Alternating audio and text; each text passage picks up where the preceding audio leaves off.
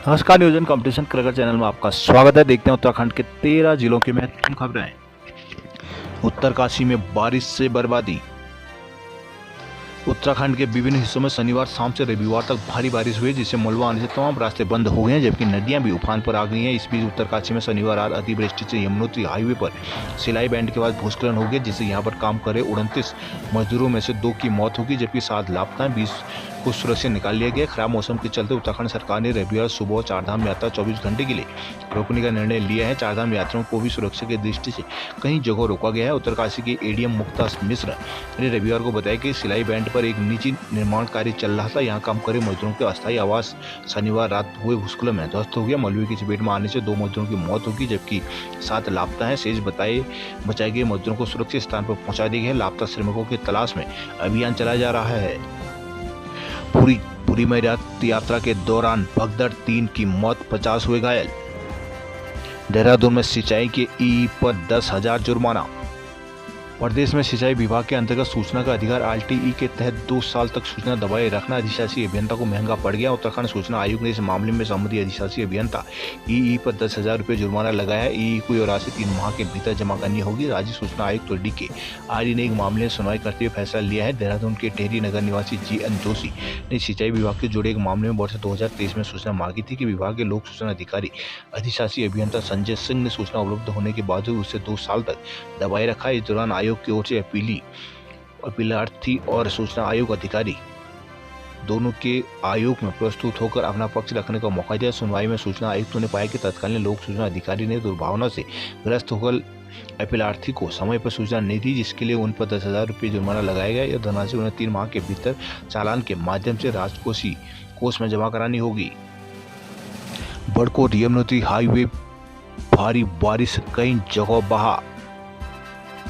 सिलाई बैंड में शनिवार रास्ते में अतिवृष्टि यमुनोत्री राष्ट्रीय राजमार्ग के करीब 8 जगहों से वॉश आउट हो गया है। अलग अलग जगहों में 10 से 15 दिन का समय अभी और लग सकता है। इसके चलते यमुनोत्री धाम की यात्रा भी बाधित पड़ी है। NH की मशीनें युद्ध स्तर पर मोटर मार्ग को खोलने में जुटी है। गत रात्रि को करीब 2 बजे सिलाई बैंड के आसपास अतिवृष्टि घटना में 8 से 10 मजदूरों के लापता होने के साथ कई हेक्टेयर कृषि भूमि तबाह हो गई है। घटनास्थल से 2 शव भी बरामद हुए हैं। इसके चलते राजमार्ग के करीब 8 स्थानों पर 10 से 15 मीटर तक पूरी तरह वॉश आउट हो गया। हालांकि 2 से 3 जगहों पर मार्ग को सुचारू किया गया है। घटना की जानकारी देते ही हुए पालीगाड़ में तैनात पुलिस राजस्व टीम देर रात्रि को घटनास्थल पहुंच गई थी, जबकि तड़के सुबह NH के अधिशासी अभियंता, उप जिलाधिकारी, तहसीलदार, NDRF, SDRF, ITBP के जवान मौके पर पहुंचे। मार्ग बाधित होने के कारण यमुनोत्री धाम की ओर लगभग 900 से अधिक तीर्थयात्रियों को जानकी चट्टी में रोका गया है, जबकि यात्रा को 24 घंटे के लिए रोका गया है।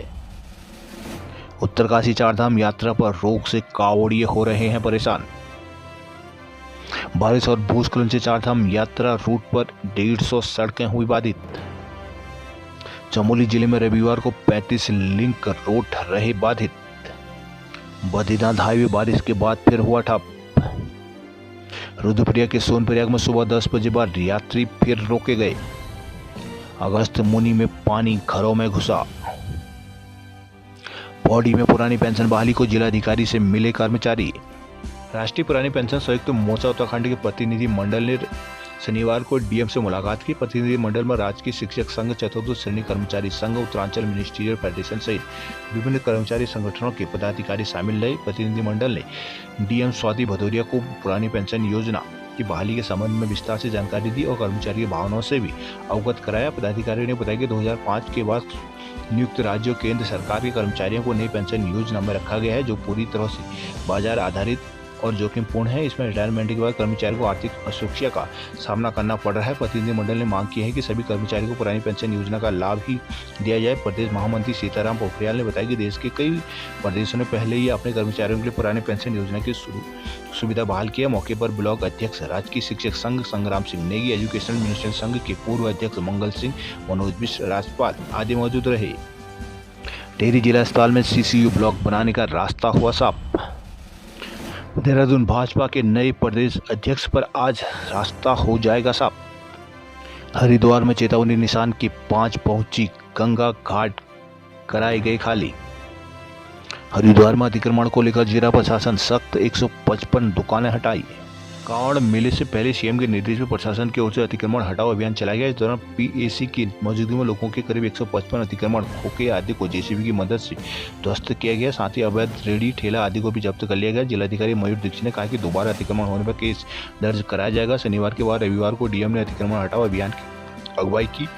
रूडी बेल वाले के आसपास जेसीबी की मदद से अतिक्रमण को ध्वस्त किया गया। बताया कि आगे भी लगातार अतिक्रमण के खिलाफ कार्रवाई जारी रखने के विशेष टीमें तैनात की गई हैं। हरिद्वार ज्वालापुर क्षेत्र में लोगों ने बिजली के स्मार्ट मीटर लगाने का किया विरोध।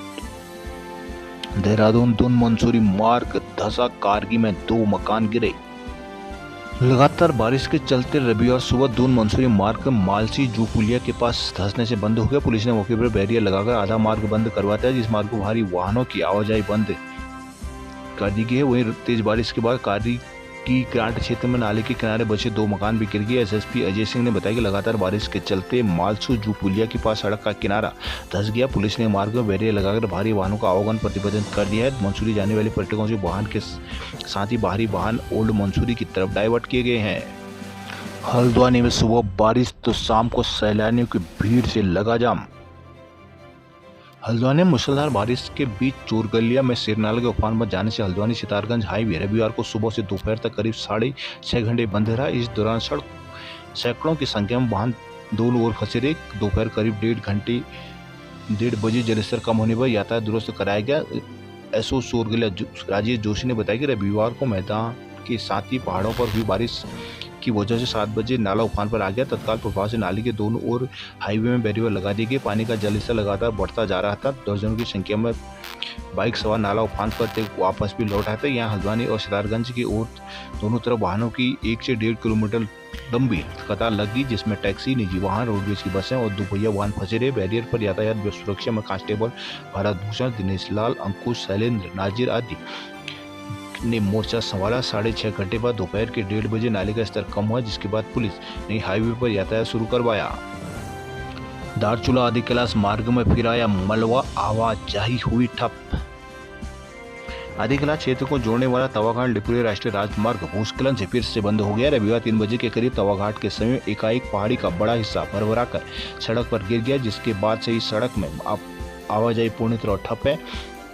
प्रशासन सड़क नहीं खोल सका था। मार्ग में 2 से अधिक लोगों का फंसा होना बताया जा रहा है। मानसून काल में तवाघाट लिपुलेख राष्ट्रीय राजमार्ग मुसीबत का सबब बन गया है। बीते 48 घंटे में इस मार्ग पर 3 बार आवाजाही बाधित होने से स्थानीय लोगों के साथ ही आदि कैलाश यात्रियों को भी दिक्कतें उठानी पड़ रही है। पहले शुक्रवार के देर शाम 3 स्थानों में भूस्खलन से मार्ग में यातायात ठप रहा था। करीब 23 घंटे के लंबे इंतजार के बाद मार्ग खुला, लेकिन कुछ घंटों बाद फिर इस मार्ग में लोग सड़क खुलने का इंतजार कर रहे हैं।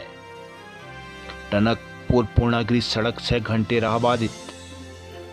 पिथौरागढ़ में जिला पंचायत के सभी सीटों पर चुनाव लड़ेगी कांग्रेस। बनबसा में 4 मेडिकल स्टोरों का लाइसेंस किया गया निरस्त। क्षेत्र में मेडिकल स्टोर पर औचक निरीक्षण में अनियमितता पाए जाने पर 4 मेडिकल स्टोरों का लाइसेंस निरस्त किया गया है। छापा रविवार को डीएम मनीष कुमार के निर्देशित क्रम में टनकपुर एसडीएम आकेश जोशी के नेतृत्व में औषधि नियंत्रण विभाग, एसएसबी और पुलिस के संयुक्त टीम ने छापा मारा। यहाँ छापेमारी बनबसा में दवा विक्रेताओं के खिलाफ शिकायतों की बात की गई थी। निरीक्षण के दौरान टीम ने विभिन्न मेडिकल स्टोर में दवाओं के स्टॉक, लाइसेंस, बिलिंग प्रक्रियाओं और प्रतिबंधित दवाओं की बिक्री से संबंधित अभिलेखों की गहन जांच के दौरान Kamal medicos, Shri Balaji medicos, Manas medical store, Bhargav medical store, Raj medical store, Veer medical store, Janata medical store और अरोड़ा मेडिकल स्टोर पर छापेमारी की गई, जिसमें वीर मेडिकल स्टोर पर स्टोरेज कंडीशन मानकों के अनुरूप न पाए जाने और फार्मासिस्ट का सत्यापन न होने पर लाइसेंस निरस्त की कार्रवाई की गई। चकोटिया मासी की जगन्नाथ यात्रा में आस्था का सैलाब।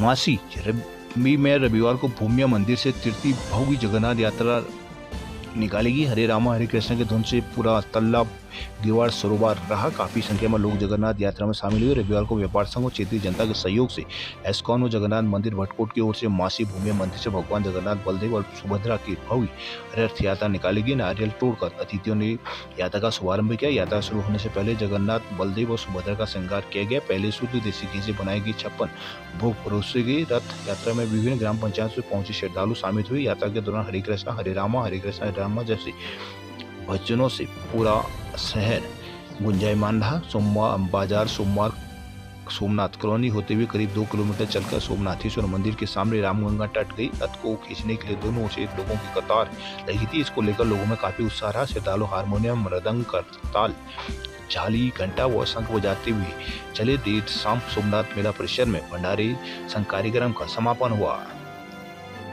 कपकोट के गांव में सब्जी, गैस और राशन का संकट गहराया।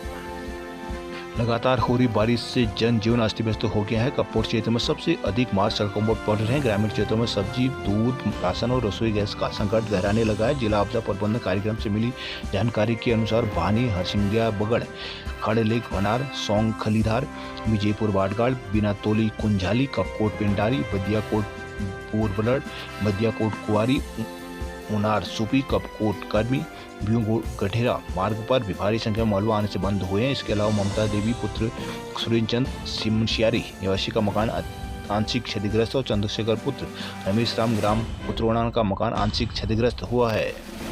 चौखुटिया में बारिश से रामगंगा उफनाई। गुलरभोज में बारिश से घरों में घुसा पानी।